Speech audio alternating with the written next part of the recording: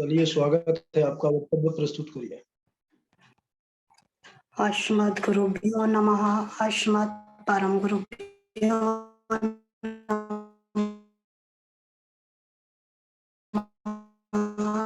अस्मत् सर्वगुरुभ्यो नमः। एकदन्तं रक्ताम्बरं त्रिनयनं परमं पवित्रं बोद्धे दिवाकरनिभुज्ज्वलं कान्तिकान्तं विघ्नेश्वरं सकलविघ्नहरं नमामि। शरीरं स्वरूपं ततो वा कलत्रं सच्चारुचित्रं धनं मेरुतुल्यं मनश्चेन लग्नं श्रीगुरुरङ्गपद्मे तथा किं तथा किं तथा किं तथा किं नारायणं नमस्कृत्य नरं चैव नरोत्तमं देवीं सरस्वतीं व्यासं ततो जयमुदीरयेत्। जयतु देवो देवकी नन्दनोऽयं जयतु कृष्णो वृषणिवंश प्रदीपः जयतु मेघश्यामलः कोमलङ्गं जयतु पृथ्वी भारनाशो मुकन्दा करारविन्देन पदारविन्दं मुखारविन्दे विनिवेशयन्तं वटस्य पत्रस्य पुटेशयानं बालं मुकन्दं मनसा स्मरामि।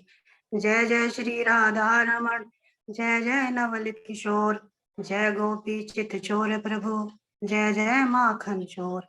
भक्त भक्ति भगवंत गुरु चतुर्नाम बपुवेक, इनके पद वंदन किए नाशत विघ्न अनेक। बोले श्री वृंदावन बाके बिहारी लाल की जय, श्रीमद् भागवत महापुराण की जय, सुखदेव भगवान की जय। परम मंगल में परात्पर अखिलेश्वर अनंत करुणाकारी परात्पर परम ब्रह्म सचिदानंद परमात्मा परम पिता परमात्मा श्री राधा कृष्ण राधा गोविंद सरकार राधा रमण वादा हरण श्री बाके बिहारी लाल, उनका यह वांग्मय शब्द विग्रह श्रीमद् भागवत महापुराण कोटि कोटि नमन, कोटि कोटि प्रणाम। इस परम पावन पुराण ग्रंथ की पावन संहिता को परम आराध्य नंदन यशोदा नंदन देवकी नंदन वृद्ध निरंजन श्याम सुंदर श्री कृष्ण के पाद पद्म पर कोटि कोटि नमन, नतमस्तक वंदन एवं अभिनंदन। उनकी अलाधनी शक्ति प्राण प्रिय जगत वंदनी वृषभानु नंदिनी भासुती जगदीश्वरी बरसाने वाली किशोरी जी के पावन चरणों में कोटि कोटि नमन। राधा मेरी मात है, पिता मेरे घनश्याम, इन दोनों के चरणों में मेरा कोटि कोटि प्रणाम। आए हो तो प्रेम से लो हरि का नाम, सब भक्तों को मेरा जय जय राधे श्याम, जय जय सीताराम। समुपस्थित भगवत भक्त भागवत कथा अनुरागी भक्तमयी मातृशक्ति भगनी बांधवों को सभी को मेरा प्रणाम एवं गुरु जी के चरणों में मेरा कोटि कोटि प्रणाम। जूम ऐप के माध्यम से जो भी मेरे भाई और बहन है सभी को मेरा प्रणाम। आज का मेरा प्रसंग है पहले स्कंद का। पिछले प्रसंग में हमने महात्म का स्मरण किया। महात्म का मतलब होता है महत्व। हमने दो विशेष बातों का श्रवण किया। पहला, मनुष्य मानवों के हृदय में भक्ति ज्ञान और वैराग प्रदान करने वाला ग्रंथ श्रीमद् भागवत है और धुंधकारी जैसे पाप प्राण प्रेतों को भी पावन पुनीत बनाने वाला ग्रंथ श्रीमद् भागवत है। पहले स्कंद हमने श्रीमद् भागवत में 12 स्कंद 335 अध्याय और 18,000 श्लोक हैं। तेने यम वांग्मय मूर्ति प्रत्यक्ष कृष्ण ही, ये भगवान का हरि का स्वरूप है और उनकी ये वांग्मय मूर्ति है। कौशिकी संहिता में कहा गया है, पादो तो प्रथम स्कंद द्वितीयो जानुनि सुथा तृतीय संसनि गेहा चतुर्थ कटिरुच्यते नाभिं तु पंचमं विद्यात् हृदयं षष्ठमीरितं सप्तमस्तु ओरा प्रोक्तं अष्टमः कंठरोच्यते स्कंदस्तु नववा स्कंद दशमो मुखभीरितं कर्णक्षिका नासिका युक्तं सर्वार्थ परिपूरितम् एकादश सूत्रमागम द्वादशं ब्रह्मरन्ध्रकम् एवं भागवतम शास्त्रम विष्णुमूर्ति परिकीर्तितम। पहला स्कंद भगवान श्री हरि के चरण है, दूसरा स्कंद भगवान के घुटने हैं, तीसरा स्कंद भगवान की जंघा है, चौथा स्कंद भगवान की कमर है, पांचवा स्कंद भगवान की नाभि है, छठा स्कंद भगवान का हृदय है, सातवां स्कंद भगवान की छाती है, आठवां स्कंद भगवान का कंठ है, नौवां स्कंद भगवान के कंधे हैं, 10वां स्कंद कान और आंख और मुख नासिका से युक्त मुखमंडल है, 11वां स्कंद भगवान के ललाट और मस्तक है और 12वां स्कंद ब्रह्मरंध्र और संपूर्ण श्रीमद् भागवत का स्वरूप है। इस भागवत का मंगलाचरण बड़ा ही विलक्षण है। ब्रह्म सूत्र का पहला सूत्र है अथातो ब्रह्म जिज्ञासा, दूसरा सूत्र है जन्माद्यस्य प्रारंभ अर्थ। वेदांत का अर्थ इस शब्द से होता है। तात्पर्य है जिस भी प्राणी का इस जगत में सभी प्राणी इस जगत में जिसका भी जन्म हुआ है वह सभी श्रीमद् भागवत के सुनने के अधिकारी है। धीमहि के द्वारा वैदिक तत्व को दिखलाया गया है और जैसे गायत्री मंत्र में धीमहि का प्रयोग होता है ऐसे यहाँ पर भी धीमहि का प्रयोग किया गया है, जो पाणिनि व्याकरण से नहीं बनता बल्कि वैदिक व्याकरण से धीमहि का प्रयोग होता है। तात्पर्य यह है आचार्य बंशीधर जी ने इस मंगलाचरण के 108 अर्थ किए हैं, उनमें से हम यहाँ पर परम ब्रह्म का आश्रय लेते हैं। जन्माद्यस्य यतोऽन्वयादितरतश्चार्थेष्वभिज्ञस्वराट् तेने ब्रह्म हृदयादिकव्ये मोहयन्ति यत् सूर्या तेजो वारिमृदां यथा विनिमयो यत्र त्रिसर्गो मृषा धाम्ना स्वेन सदा निरस्तकुहकं सत्यम परम धीमहि, जिससे इस जगत की उत्पत्ति और पालन और संहार होता है। यतो वा इमानि भूतानि जायन्ते येन जतानि जीवन्ति येत पृथ्वी संविशन्ति, जो सत पदार्थों में अनुगत है और असत पदार्थों में पृथक है, सर्वज्ञ है, स्वयं प्रकाश है, जिन्होंने सृष्टि के आदि में भी आदि कवि ब्रह्मा जी को भी संकल्प मात्र में वेदों का ज्ञान कराया। जैसे उन्होंने ध्रुव जी को शंख लगाया था गाल पे तो कंठस्थ हो गए थे उनको वेद, ऐसे ही इन्होंने ब्रह्मा जी को भी संकल्प मात्र से ही वेदों का ज्ञान कराया। जैसे जल में तेज में जल और जल में स्थल और स्थल में जल का भ्रम होता है। उदाहरण के तौर पे जैसे हम गाड़ी में जा रहे हैं और गर्मी है और गाड़ी में चल रहा है हमारी में एसी, लेकिन हमको बाहर क्या दिखेगा, हमारी आंखों को ओझल हो जाएंगी तो हमें तरीके से कि पानी है, ये हमें भ्रम होता है। जैसे हम रेगिस्तान में जा रहे हैं, वहां सूखे में हम दोपहरी में जा रहे हैं तो हमारी आंखों के से क्या लगेगा कि पानी है, लेकिन हम जैसे नजदीक जाएंगे वहां पे जल नहीं होगा। इसी प्रकार ये त्रिगुणमयी जागत स्वपन सुप्ति रूपा सृष्टि मिथ्या होने पर भी सत्य प्रतीत होती है। उदाहरण के तौर पे जैसे हम गंगा जी के किनारे घूम रहे हैं और वहां पर एक हाथी आ जाता है और सब वहां से भाग लिए, लेकिन हम जैसे घबराहट में गिर गई तो गिरने से हाथी ने सूंड में हमें पकड़ लिया। अब जैसे सूंड में पकड़ा तो हम जोर से चिल्ला रहे हैं बचाओ बचाओ बचाओ। अब जो पास में वो उठाएंगे हमें, क्या हो गया, अच्छा है आपने मुझे बचा लिया, नहीं तो हाथी मुझे मार देता। अब पानी देते हैं, पानी पीने के बाद थोड़ी देर हम जब चारों तरफ आंखें घुमाते हैं तो लगता है कि अरे तो हम अपने घर में, हम वन और जंगल में नहीं है। तो ये हमें स्वप्न से जगने के बाद महसूस होता है कि यही मिथ्या नहीं, मिथ्या है, सत्य नहीं है। इसी प्रकार ये जगत भी हमें सत्य नहीं है। अब अपने स्वयं प्रकाश से माया और माया के कार्य से सर्वदा युक्त ऐसे सत्य स्वरूप भगवान को हम प्रणाम करते हैं, ध्यान करते हैं। धर्म प्रोजित केतवोत्र परमो निर्मत्सराणाम सताम वेद्य वास्तव मत्र वस्तु शिवदम तापत्रयोन्मूलनम श्रीमद्भागवते महामुनि कृते किंबा परे ईश्वरा सद्यो हृदय वरुद्ध तेत्र कृत भी शुश्रूषु भीक्षिता क्षणात्। द्वितीय श्लोक में अनुवद चतुष्टय का वर्णन किया गया है। इस श्रीमद् भागवत का विषय क्या है? इसमें कपट रहित परम धर्म का निरूपण किया गया है। यही भागवत का विषय है। भागवत के अधिकारी कौन है?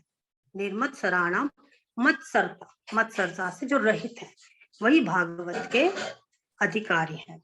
इसमें अत्र शब्द का 3 बार प्रयोग किया गया है।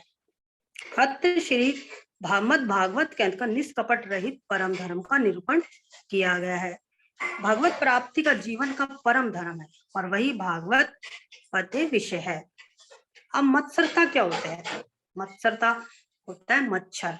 देखिए, जो बाहर का मच्छर होता है उसे तो हम ऑल आउट लगाकर, कछुआ छाप लगाकर या मच्छरदानी से भगा सकते हैं। जो भीतर का मच्छर होता है वो बहुत खतरनाक होता है, उसे निकालना बहुत जरूरी है। देखिए, जैसे हमने एक कांटा चुभोया, हम किराए के मकान में रहते हैं और हमने कांटा चुभो लिया कि हम अपना मकान हमारा होना चाहिए। जब तक वो हमारा अपना मकान नहीं हो जाएगा, जब तक वो कांटा हमारा चुभा ही रहेगा। हमने अपना मकान भी जैसे तैसे अपना मकान हमने कर लिया, खरीद लिया। अब हमारा मकान भी हो गया, हमने गृह प्रवेश भी कर लिया, लेकिन अब हमारे पास उसमें रहने के लिए सुख सुविधा नहीं है, क्योंकि किराए के मकान में तो हमने थोड़ी व्यवस्था कर रखी थी जो हमारे जरूरत के सामान की, लेकिन अपना मकान है तो हम सोचेंगे कि थोड़ा ज्यादा होना चाहिए, तो हम अपने मकान में व्यवस्था करेंगे। हम जैसे तैसे करके, चलो जैसे तैसे करके हमने व्यवस्था भी अपने मकान में कर ली। अब हम ऑफिस गए, दूसरा कांटा, हम पहला कांटा हमने चुभोया मकान का, दूसरा कांटा हमारा चुभा सामान का, तीसरा अब हम ऑफिस जाते हैं। ऑफिस जाते हैं, जो हमारे मित्र हैं सब, कोई तो अपनी बाइक पे आता है, कोई अपनी स्कूटी पे आता है, कोई गाड़ी में आता है। लेकिन हमारे मन में क्या रहता है कि मैं इतनी दूर बस में आता जाता हूँ, काश मेरे पास भी बाइक हो या स्कूटी हो या गाड़ी हो। चलो जैसे तैसे करके हमने बाइक भी खरीद ली। अब आगे बच्चे बड़े हुए, जब बच्चे बड़े हुए तो अब हमें लगने लगा कि अब मेरे को ये बाइक कम में पड़ने लगी है, अब मेरे को गाड़ी खरीदनी चाहिए।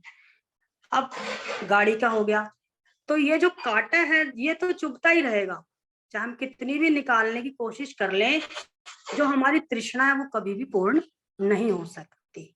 मत्सरता, यही मत्सरता है कि इसका मच्छर निकालना बहुत जरूरी है भगवान की भागवत की प्राप्ति के लिए। तापत्र यौन मूल नाम 3 प्रकार के ताप होते हैं, जिसके 3 प्रकार के ताप होते हैं, दैहिक, दैविक, भौतिक। दैहिक होते हैं जो हमारे शरीर के द्वारा, जैसे कि किसी को बीमारियां हो जाती है, किसी को कैंसर हो जाता है, किसी को बीपी की बीमारी हो जाती है, किसी को कोई, अधिकतर कोई ना कोई बीमारी किसी ना किसी को होती रहती है। ये होता है दैहिक के द्वारा। और दैविक जो परमात्मा के द्वारा होता है, कहीं पर तो इतनी बारिश कर देगा भगवान कि फसल का ही नाश हो जाएगा, और कहीं पे बिल्कुल भी बारिश नहीं करेगा, वहां सूखा हो जाएगा। अभी अमरनाथ में इस बार बादल फट गया था, तो ऐसे कहीं ना कहीं जहाँ पे आपदा आ जाती है वो भगवान के द्वारा दी होती है, वो होते दैविक। भौतिक, भौतिक होती है हमारी सुख सुविधाएं, जिनको हम पूर्ण करने में लगे रहते हैं कि सामने वाले को हमें अपने आप से दुखी नहीं है, दूसरे के सुख से जो दुखी रहते हैं वो है भौतिक, कि हमारी जरूरत की सुख सुविधाओं की पूर्ति नहीं हो सकती। अब जब हम भगवान का स्मरण करने लग जाते हैं तो भगवान भी भक्त के हृदय में बंदी बन जाते हैं। उदाहरण के तौर पे एक दिन नारद जी भगवान नारायण के पास जाते हैं, कहते हैं नारायण से कि प्रभु मैं आपका कितना बड़ा भक्त हूँ, मैं आपका हर वक्त जाप करता रहता हूँ, नारायण नारायण। प्रभु कहते हैं अच्छा, आप देखो आपका कोई भी जाप नहीं करता, गृहस्थ तो बिल्कुल भी नहीं करता। भगवान कहते हैं अच्छा जरा नीचे देखो। नीचे किसान होता है एक, वो हल जोत रहा होता है, तो भगवान कहते हैं कि आज तुम्हारा काम है कि तुमने नीचे जाके इस किसान को पूरे दिन देखना है। कहते हैं ठीक है। अब वो पृथ्वी पर जाते हैं नारद जी और देखते हैं कि किसान की पत्नी ने किसान को चाय दी सुबह, तो उसने बिना स्नान करे उस चाय में से छींटा लगा दिया जमीन में। अब किसान खेत में गया, हल चला रहा है, प्रभु का भजन कर रहा है। फिर किसान की पत्नी दोपहर में भोजन लेके आई। फिर किसान ने एक टुकड़ा तोड़ा और जमीन में रख दिया। दोपहर हो गई, सुबह भी हो गई, शाम दोपहर भी हो गई, अब रात्रि हो गया, समय आई। रात्रि को घर गया, भोजन करा उसने, और भोजन करने के बाद थोड़ी देर अपने बिस्तर में भगवान का भजन करा। अब नारद जी ये देख के ऊपर गए पर बोले, प्रभु मैंने आपसे कहा था ना, गृहस्थ लोग आपका ध्यान नहीं करते, मैं आपका कितना बड़ा भक्त हूँ। कहते अच्छा ठीक है, अभी निर्णय नहीं ले सकते, अभी तुम ऐसा करना, कल सुबह से लेकर शाम तक तुमने परिक्रमा करनी है, शाम को फिर निर्णय लेंगे कि कौन मेरा भक्त है, गृहस्थ भक्त है या तुम मेरे भक्त हो। कहते ठीक है। अगले दिन सुबह से लेकर शाम तक नारद जी भ्रमण करके आते। नारद जी को दिमाग में यही थी कि मुझे प्रभु ने कहा है कि तुमने सुबह से लेकर शाम तक भ्रमण करना है, उसके बाद मैं निर्णय लूंगा। बस उनके दिमाग में यही बात रही कि तुमने भ्रमण करना है। अब उन्होंने सुबह से शाम तक एक बार भी प्रभु का नाम नहीं लिया। शाम हो गई, शाम को वो प्रभु के पास गए, बोले प्रभु मैंने आपसे कही थी ना कि मैं आपका परम भक्त हूँ। प्रभु कहते हैं मेरा परम भक्त तो किसान ही है, तुम्हें मैंने एक काम दिया कि सुबह से शाम तक तुमने भ्रमण करना है और कोई काम नहीं किया, लेकिन वो किसान होकर भी, गृहस्थ होकर भी सुबह से लेके काम करते करते उसने मेरा नाम लिया, इसीलिए मैं उसी को अपना भक्त मानता हूँ। जो गृहस्थ में होकर भी मेरा स्मरण करे वो मेरा असली भक्त है। कहते हैं हाँ प्रभु मैं मान गया कि किसान ही आपका भक्त है, क्योंकि उसने गृहस्थ में रहकर भी आपका स्मरण किया, और आपने जो मुझे काम दिया मैंने एक बार भी आपका नाम नहीं जपा। तो इसीलिए भगवान हृदय में बसते हैं, बंदी बन जाते हैं जब भगवान का हम सुबह शाम ध्यान करते हैं। ये नहीं कहते भगवान के भाई आप मंदिर जाओ, लेकिन काम कर रहे हो उसमें भी स्मरण करोगे तो भी भगवान खुश रहते हैं। ऐसे वेद महर्षि व्यास जी के द्वारा चरित्र श्री भागवत के रहते अन्य शास्त्रों का क्या प्रयोजन। निगम कल्प तरोर्गलितं फलम सुख मुखाद मृत द्रव्य संयोहितम पिबत भागवतम रस मालयम मुहुरो रसिका भुवि भावुका। वेदों का नाम निगम और वेद रूपी इस विशाल कल वृक्ष का श्रीमद् भागवत रूपी परिपक्व फल है। निगम कल्प तरोर गलितम फलम, वेद रूपी कल वृक्ष का परिपक्व फल, पका हुआ फल है। श्रीमद् भागवतम गलितम, पके फल के बाद जो टपकता है। तोड़ने वाला फल कच्चा हो सकता है लेकिन ये कच्चा नहीं है। अब किसी ने पूछा महाराज ये गला हुआ भी नहीं है, ये पका हुआ फल है, अगर ये गिर गया होगा तो ये फूट गया होगा या पिचक गया होगा। कहते नहीं नहीं, ना तो ये गिरा, ना तो ये फूटा है और ना ही ये पिचका है।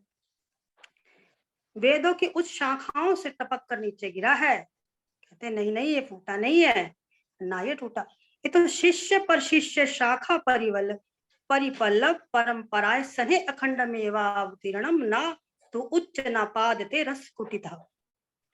धड़ाम से गिरा हुआ होता तो ये फूटता, पर ये तो धड़ाम से नहीं गिरा, ये तो धरती पर सने सने धरातल पर आया है। सबसे पहले नारायण ने, प्रभु ने इसके 4 श्लोक ब्रह्मा जी को सुनाए, ब्रह्मा जी ने 4 श्लोक वेद व्यास जी को सुनाए, वेदम व्यास जी ने सुखदेव जी को, वेदम व्यास से सुखदेव जी को, सुखदेव जी के माध्यम से परीक्षित को, और परीक्षित के द्वारा सभी ऋषि मुनियों तक ये पहुंचे।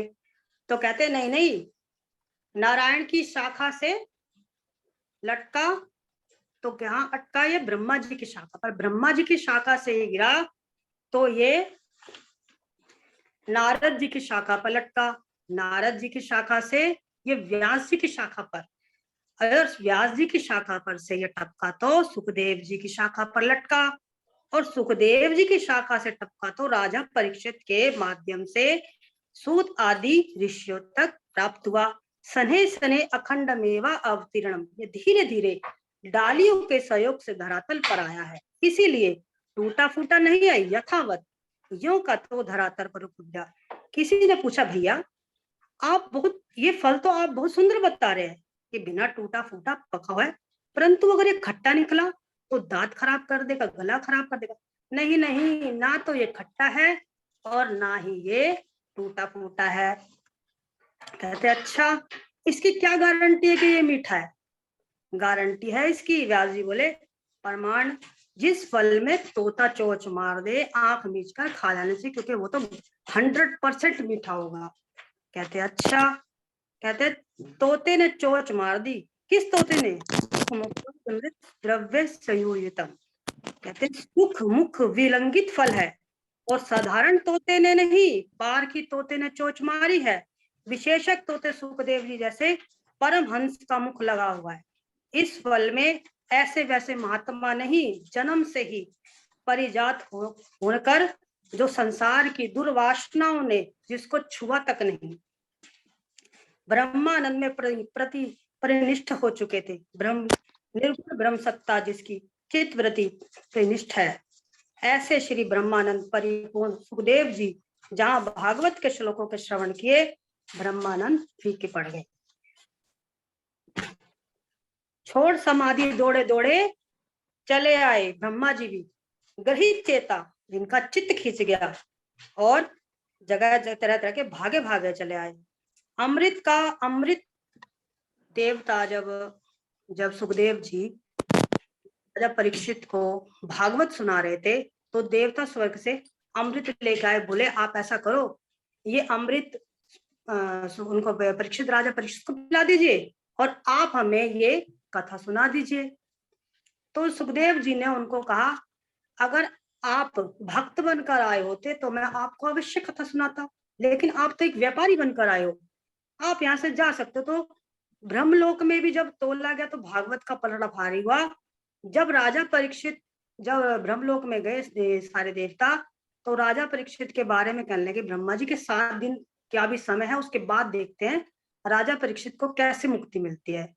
तो ब्रह्मा जी भी आए सुनने के लिए। अब फल में खट्टे होने का तो प्रश्न ही नहीं। सुख मुखा द्रव्य, किसी ने पूछा, बाबा अगर ये फल मीठा है, तोते ने, अच्छा तोते का मुंह लगा हुआ है, तो इस फल में रस कौन सा है?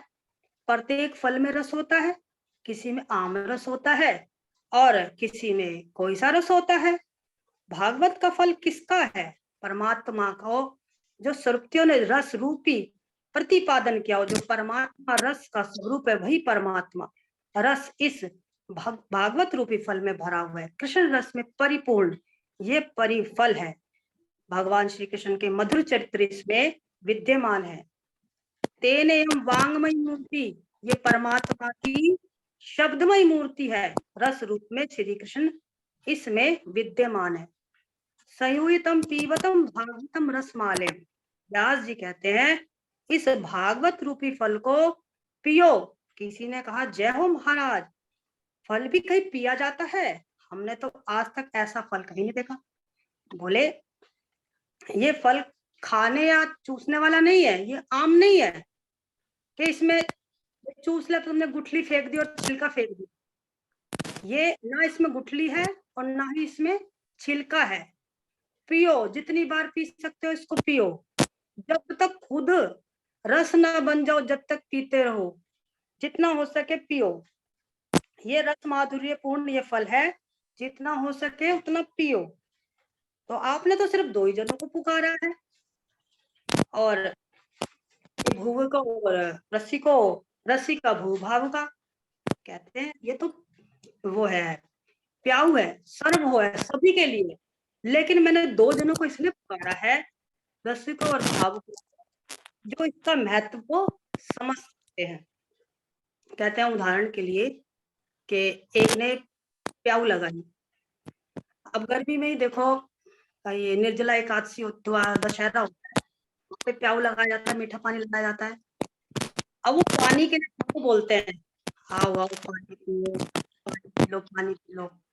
अब किसी को प्यास नहीं है, सोचता है अरे आज का नहीं, कल खराब कर देगा, बेकार पानी, पता नहीं क्या क्या डाला होगा इसने, तो वो क्या पिएगा नहीं। और कोई वहीं पे रिक्शे वाला गर्मी में तपती हुई, जेठ के महीने में दशहरा होता है तो उसमें तपती हुई गर्मी में चिलमिलाता हुआ आएगा और उससे कहेगा भैया पानी, मेरे को पानी दे दो, तो एक गिलास देगा, 2 गिलास पानी पी लेगा। और जिसको प्यास ही नहीं है वो गाड़ी वालों को रुकवा लेंगे, पानी पी लो भैया, पानी पी लो। 36 तो वो सवाल पूछेंगे उससे, भाई ये आरओ का पानी था, भाई इसमें क्या क्या डाला है और कैसे बनाया, साफ हाथों से बना है, छान के बनाया है, गंदा तो नहीं है, कभी इन्फेक्शन हो जाए हमें, कभी हमें डॉक्टर के पैसे देने पड़ जाए। और वही रिक्शे वाला या भिखारी आ जाएगा, वो एक की जगह 4 गिलास भी पानी पी लेगा, क्योंकि उसको उस प्यास लग रही है। और जिसको प्यास ही नहीं लग रही वो क्या जाने इसका महत्व। इसलिए व्यास जी ने 2 ही लोगों को पुकारा। अब कथा होती है, कहीं पे कथा होती है तो अब जिसको कथा सुननी है वो तो इतना मगन हो जाएगा पंडाल में, भूल जाएगा शुद्ध बुद्ध कि भाई भगवान की कथा में मैं आया हूँ, आया है। लेकिन कोई कोई ऐसा होता है, कथा में कम, बातों में ज्यादा ध्यान होता है, बातों में भी कम, कभी कभी तो वो खड़े हो जाते हैं उनसे प्रश्न पूछने के लिए व्यास जी से कि इसका, ये भागवत में ऐसा क्या लिखा है, ये क्यों हुआ, भगवान ने ऐसा करा क्यों, किस लिए करा भगवान ने। अब वो 36 सवाल पूछ लेता है। अब व्यास जी सोचते हैं अरे भैया इसने तो मेरी दिमाग खराब कर दिया, चलो कोई बात नहीं, चलो जवाब भी दे देंगे। दूसरा फिर लेके बैठेगा, दूसरे दिन 7 दिन लगा लो, वो 7 प्रश्न लेके आ जाएगा, क्योंकि उसे पहले का उत्तर मिल गया। अगर वो रसिक होता और भावुक होएगा तो वो प्रश्न नहीं पूछेगा, वो भगवान की कथाओं में मगन हो, क्योंकि संपूर्ण भागवत भगवान की लीलाओं का ही वर्णन है, भगवान के 24 अवतारों का ही वर्णन है। तो इसीलिए 2 ही जनों को उन्होंने पुकारा, रसिकों और भावुकों को।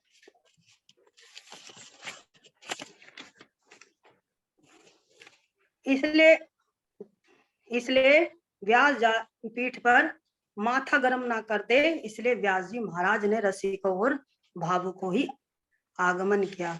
बोलिए श्री भागवत महापुराण की जय। नेमिषे निमिषक क्षेत्रे सोनिका दया, सत्रम स्वर्गाय लोकाय सहस्त्र सम्मासिता। अब कथा प्रारंभ करते हैं। सूत जी महाराज नेमिशरण की पावन भूमि में 88,000 महात्मा श्रोता विराजमान है। 1000 वर्ष का सत्संग शस्त्र चल रहा है, जहां एक एक निमिष का महत्व वो नेमिशरण है, जहां हमारा मन चक्र हर क्षण चंचल है, इधर उधर भागता ही रहता है। जिस भूमि में जा करके हमारा मनस चक्र, अब मनस चक्र कैसे, आप पूजा करने बैठे हैं, पूजा करते करते आप कहाँ के कहाँ पहुंच जाओगे, आपका मन एकाग्र नहीं होगा। आप सोचोगे अभी मेरे को तो ऑफिस जाना है, ऑफिस में जाके मेरे को ये काम करना है, जय गणेश, ऑफिस में जाना है, अब मेरे को ये काम करना है, अरे चाय बना लियो, अरे रोटी बना लियो, इधर जोत बत्ती हो रही है, इधर चाय रोटी याद आ रही है, अरे मेरे को देर हो रही है। जहां पर हमारा मनस चक्र शांत हो जाए कि हमें पता है हमें आधा घंटा या 1 घंटा भगवान की ही पूजा करनी है, वही लगा लो हमारा मन शांत है, तो वहीं पे हमारी पूजा का ध्यान होगा। यही इसीलिए ये ब्रह्मा जी ने चक्र भेजा, चक्र के जहां पे ये रुक जाए वही निमिषण, ब्रह्मा जी का चक्र जहां पे गिरा वहीं पर ये मनुष्य चक्र शांत हो गया। भगवान कथा सबसे पावन भूमि है, मन को रोकना उतना सरल नहीं है। पाठ भी करने बैठो तो मन इधर उधर ही भागता है। अभी कभी तो देखो मन, अगर हम भागवती कथा सुनने भी जाते हैं, अपने हमें क्या ध्यान रहता है, अरे मैं 700 रुपए की चप्पल लेके आई थी, चप्पल तो मैं बाहर रखे, कहीं मेरी चप्पल चोरी ना हो जाए। पड़ोसन से भी कह रही होगी जो साथ में लेके गई होगी, वो कथा सुनने आई है लेकिन उसे अपनी चप्पल की चिंता हो रही है, चप्पल की छोड़ो बच्चों की चिंता हो रही है कि मेरे बच्चे कहीं ट्यूशन से ना आ गए हो। अरे तू भगवान का 1 घंटे 2 घंटे स्मरण करने आई है तो यही मन लगाओ अपना भगवान की तरफ को, जो होगा वो करेगा अपने आप, सब कुछ उसके ऊपर छोड़ दो तो वो अपने आप देखेगा। जब तुम ही सब कुछ कर लोगे तो वो क्या करेगा, उसको भी तो कुछ करने का समय देना चाहिए कि प्रभु अब तेरे ऊपर है जो कुछ है, हार भी तेरे ऊपर, जीत भी तेरे ऊपर, तेरा तेरे को अर्पण, क्या लागे मेरा। पर नहीं, तेरा तेरे को कहते तो हैं, तेरा तेरे को अर्पण क्या लागे मैं, ना ना ना, ऐसे नहीं होता। सब कुछ अपना ही है, प्रभु का क्या है, कुछ भी नहीं। लेकिन प्रभु का ही समझना चाहिए कि ये जो हमें संतान दी ये भी प्रभु की है, अपना शरीर भी हमारा प्रभु का दिया हुआ है, सब कुछ उसी का है। इसीलिए कहते हैं मनस चक्र को जो शांत हो जाए, जहां पे हमें शांति प्राप्त होती है, भगवान की पूजा पाठ से हमें जो शांति प्राप्त होती है वही मनस चक्र है। अन्य किसी साधन से मन को निग्रह करना इतना सरल नहीं है। भगवान के चरित्र इतने मधुर हैं कि अपना देखा, देखो जो मल्ला होता है, जो मछली पकड़ता है, उसकी मछली भी काटा होता है, जो मछली का वो भी री के आकार का होता है।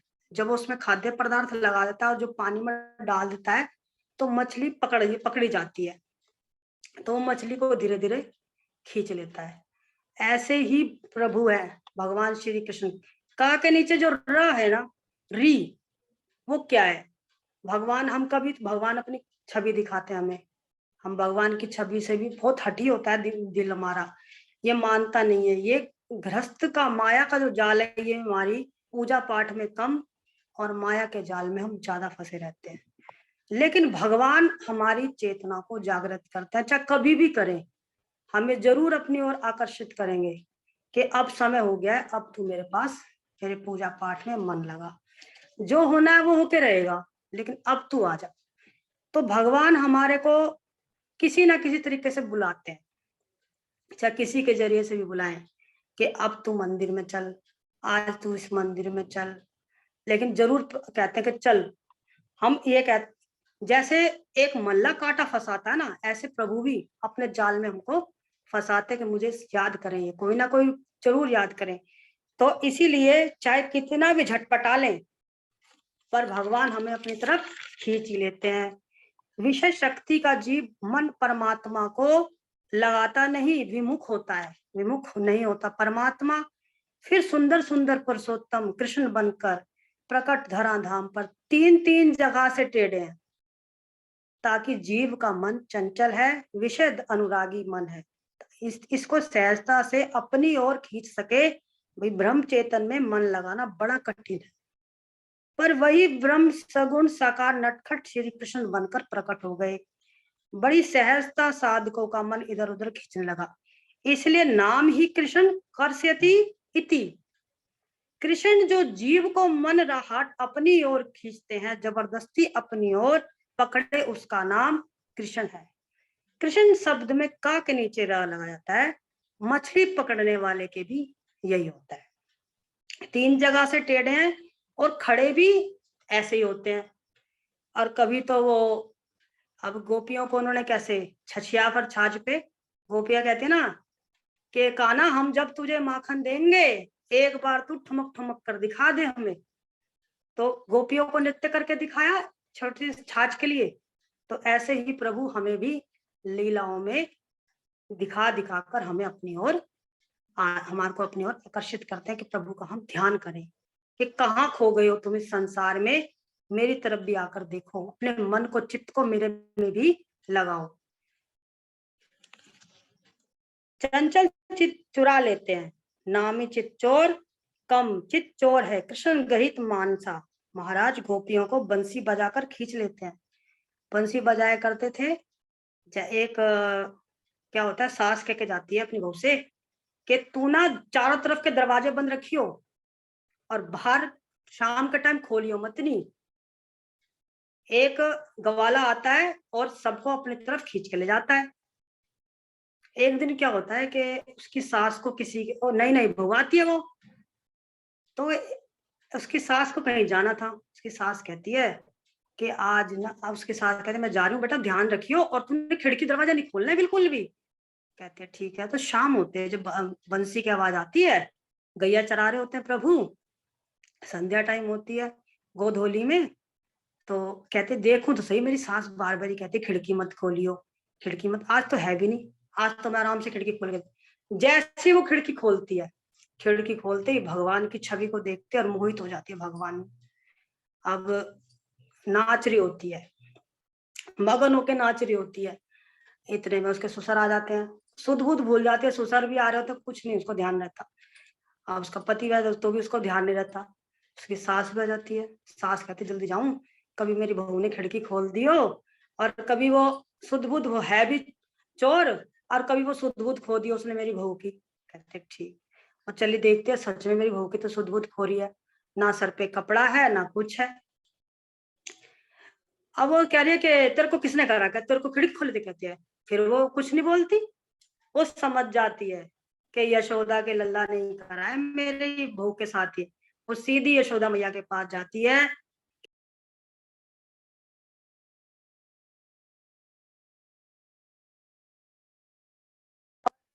मेरी बहू को ये कुछ करी आया जादू टोना, और मेरी बहू हमारी किसी की नहीं सुन रही, वो तो नाचे जा रही है, नाचे जा रही है। कहते ठीक है, कहते कान्हा जया, और ये तूने क्या करके आया बहू को, इसकी बहू को ठीक कर। कहता ठीक। कहते हैं रास्ते में कन्हैया भगवान कि अभी तो मैंने तेरी बहू को ऐसे करा है, अगर तूने आगे से खिड़की दरवाजे अपनी बहू से बंद करवाए ना, तो तेरी भी यही हालत कर दूंगा मैं। ऐसे ही हमारा जो मन है अगर भगवान की तरफ मगन हो जाता है, तो हम सब कुछ भूल जाते हैं कि ये प्रभु ही करेंगे, जो कुछ करेंगे हमारे साथ, अच्छा करेंगे तो करेंगे, बुरा करेंगे तो करेंगे। 1000 वर्ष का शस्त्र पूरा निमिषण पावन भूमि में भागवत चर्चा करते हुए सोनकादि ने संवाद के माध्यम से 6 प्रश्न किए। गुरुजी आज कथा कहीं विश्राम करेंगे। हाँ हाँ जी, ठीक है, बहुत बढ़िया। अभी इंदु शर्मा जी का वक्तव्य हो रहा था। हमको तो बहुत प्रसन्नता है कि इनका इस बार का जो वक्तव्य है और स्पष्टता थी जो वक्तव्य में, वह बहुत बढ़िया, बहुत अच्छा प्रयास है आपका। बहुत आज परिश्रम के द्वारा आपने इस वक्तव्य को तैयार किया होगा, क्योंकि इसमें कहीं भी हमको समझाने की आवश्यकता नहीं है ना, कहीं भी आपकी गलती बताने की आवश्यकता नहीं है। बहुत अच्छा आपने धारा प्रवाह के साथ वक्तव्य किया है इस बार, है ना। आप जुड़ी तो बहुत दिनों से हैं, लेकिन इस बार जैसा वक्तव्य आपका पहले नहीं हुआ है। बहुत अच्छी तैयारी के साथ आप बोली हैं। भगवत कृपा हमेशा आपके ऊपर बनी रहे। इसी प्रकार आप खूब सभी चरित्रों को तैयार करके बोले, ठीक है ना। हमको बहुत प्रसन्नता है, जितने लोग जुड़े हैं गुरुजी सभी बड़े प्रसन्न हैं। बहुत बहुत धन्यवाद गुरुजी आपका। कुछ तो मैं इनसे भी, नंद किशोर भैया जी से भी कह रही हूँ, उनका गुरुजी हमारे बहुत मेहनत कराते हैं सच में, हमारे को हमारे श्लोकों में भी बहुत मेहनत कराते हैं हमारे गुरु। बहुत से तो ऐसे होते हैं कि भेज दी